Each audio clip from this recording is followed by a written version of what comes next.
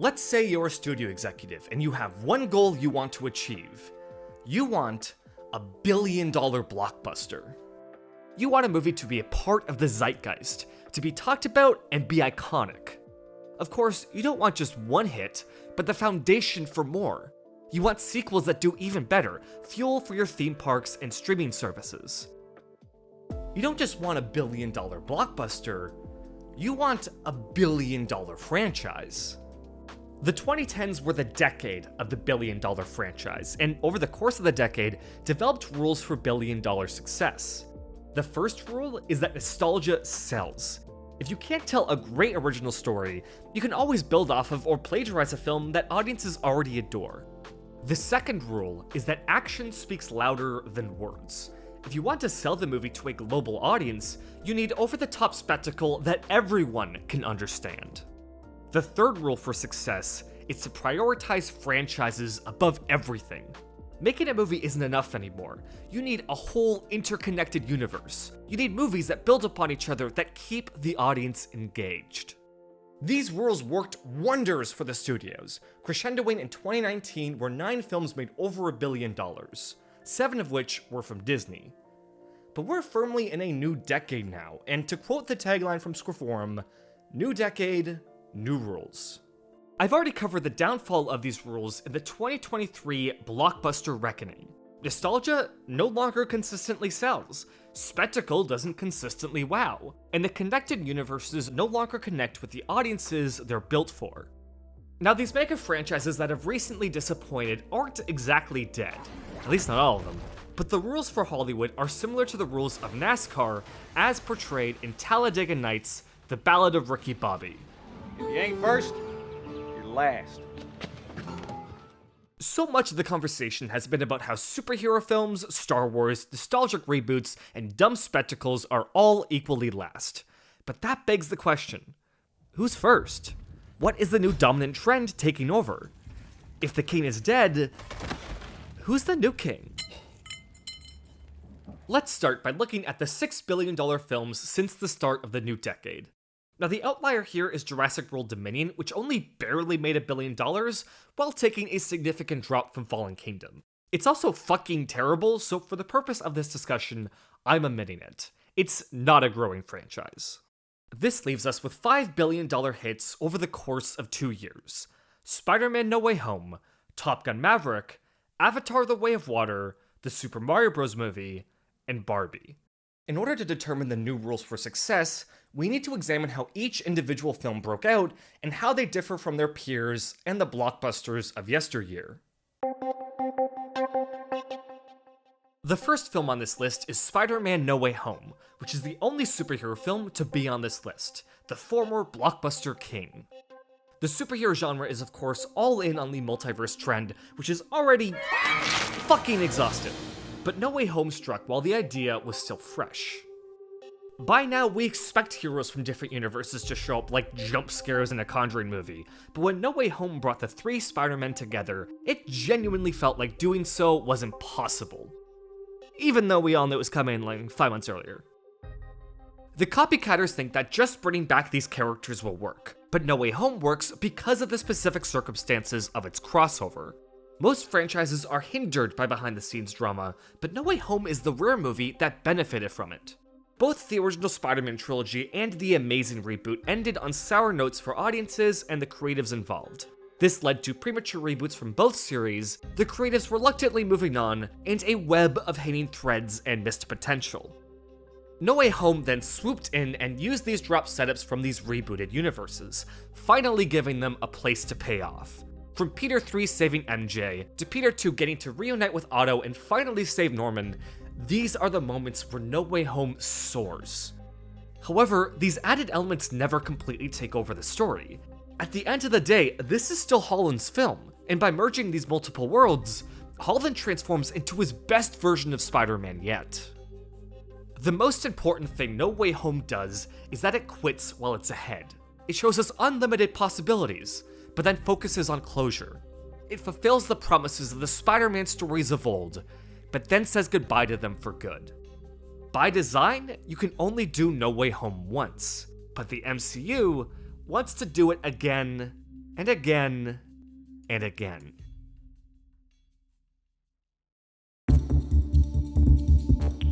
Here's a question I've been wrestling with since mid-July. Why did Mission Impossible Dead Reckoning Part 1 underperform while Top Gun Maverick soared? Both films star Tom Cruise, are written by Christopher McQuarrie, and center around lovable characters in breathtaking action sequences. Well, Top Gun Maverick did have a few obvious advantages. For one, a better title. Top Gun Maverick. Got it. Mission Impossible Dead Reckoning Part 1 Cultural Learnings of America for Make Benefit Glorious Nation of Kazakhstan. Okay, I think I know what happened here. Second advantage, competition. Maverick only had Jurassic World Dominion to deal with for the entire month of June. Dead Reckoning, on the other hand, went up against Barbenheimer on weekend 2. Ouch. So, Maverick had better luck. Sure, or perhaps Top Gun is just a more lucrative brand, but I don't think that paints the full picture. Dead Reckoning Part 1 is a great movie. Audiences loved it, critics loved it. The 2-hour and 43-minute runtime feels like an hour and 30. What did this movie do wrong? Nothing. However, Mission Impossible Fallout's just a little bit better. Yes, the worst thing about Dead Reckoning Part 1 is that it's barely outclassed by its relatively recent predecessor. There's very little that Dead Reckoning does amazing that Fallout also doesn't do amazingly. The motorcycle jump is the most dangerous stunt in Cruise's career, but I can't say it tops Fallout's helicopter finale or Henry Cavill's reloading arms. As spectacular as the film is, as a diehard Mission Impossible fan, it was more of the same. Top Gun fans, on the other hand, have been starving. They had one iconic movie in 1986, and for 36 years, nothing. The pressure was immense, especially after the film world lost Tony Scott. A Top Gun sequel had to be great, and the only way Cruise would jump on board a sequel is if they found the right idea. And Joseph Kosinski had it. Not only did they write a script that was, good, but camera technology had progressed to the point where each actor could have an IMAX quality camera in their cockpit. Having a bit of extra time in the oven due to COVID, the editing in the film is as sharp as a knife, with each aerial dogfight being effortless to follow, and every moment of action being built from character. Top Gun Maverick didn't just pay off the invested nostalgia from the original, it surpassed it in every conceivable way. Now comes the real shocker on this list.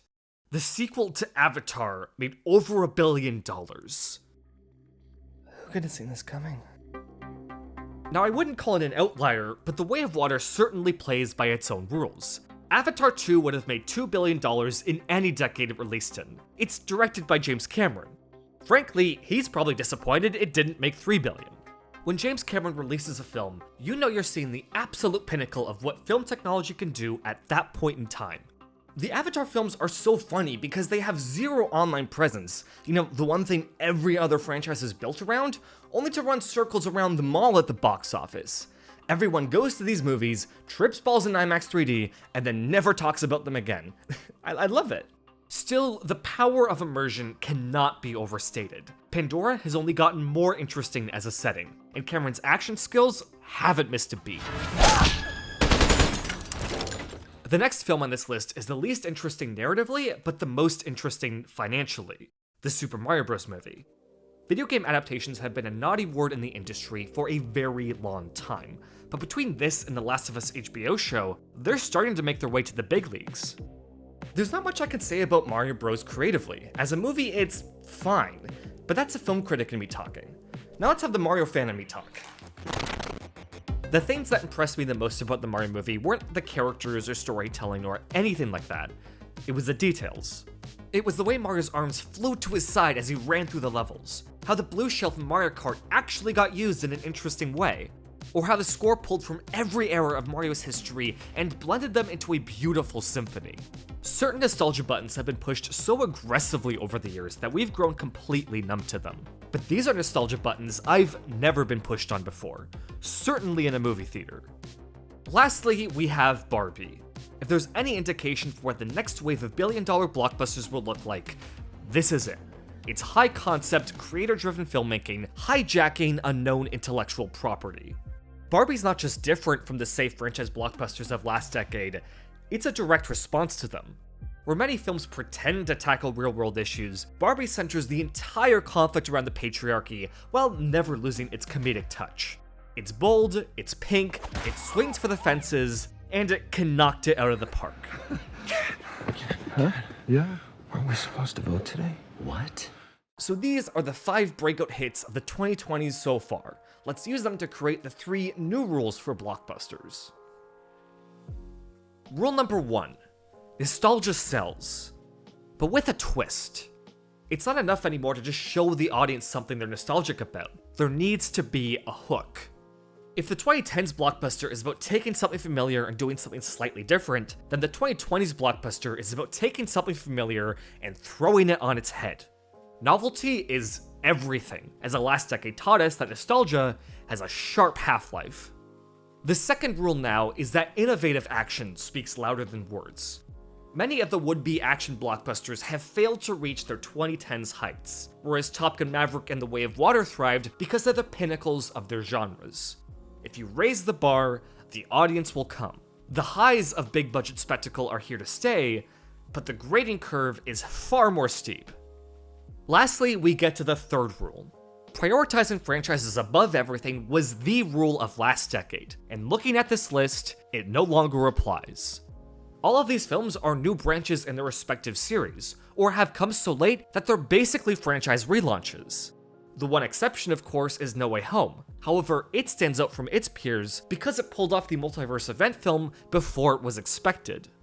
Prioritizing the constant stream of content with these franchises has hurt their competitive prospects. For one, you can't make $1 billion if you only make TV shows for a streaming service that bleeds money. But second, few of these shows or movies actually bring new elements to their audience. They all exist to extend their series status quo. By their nature, they're uneventful. I want to propose a new rule for the post-2020s blockbuster. Prioritize events above everything.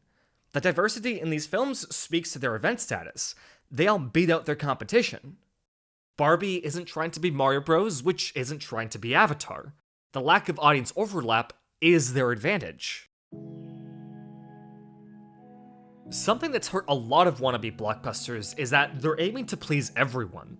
Are the Disney live-action remakes made for kids, or the parents who saw the originals as kids? The answer, of course, is both, but when every movie is made for everyone, eventually no one gets anything that belongs to them. What I see with this new crop of billion-dollar hits are movies that target specific demographics and knock it out of the park for them. I don't think the Mario Bros. Movie is that great of a film, but if I were 7, it would be the best movie in the history of forever. Maverick was largely carried by boomers, just as Barbie was carried by millennial women. Ultimately, I think this is a far more lucrative strategy than the traditional 4-quadrant blockbuster. While the 2010s blockbusters were scared of leaving any potential audience left out, the truth is that if we see a friend or family member excited for a movie, we'll get excited too. Lastly, if the event is everything, then taking your time is paramount. The harsh truth that studios don't want to hear is that the audience wants to wait. The Way of Water was meant to be a direct sequel but took 13 years to realize. It took 15 years to see Toby again in that costume. Mario Bros. Took 30 years between attempts, and again, Top Gun Maverick waited 36 years. This time away wasn't a hindrance, it was an investment. And it's not just the time off that's important, but that this time was used to polish each story and ensure they were ready. This has been the real downfall of the former blockbuster titans, as the rush to create a steady pipeline of content has directly affected their quality. VFX artists get less time to perfect their shots. Writers have less time to actually write. And gradually with time, your precious worlds become bland, monotonous content. The thing about trends is that they're reactionary. Just as a sequel is a response to the previous film's reception, so too is a current hit a response to the previous year's hits. I loved many of last decade's blockbusters, but it's clear from the past 3 years that we're all sick of the fucking repetition. The worst thing any would-be blockbuster can do right now is give us something that's already been done before. If you're a studio executive and you want a billion-dollar franchise, I've got one piece of advice. Slow down. This is a marathon, not a sprint. And it's far easier to kill a billion-dollar franchise than it is to build one.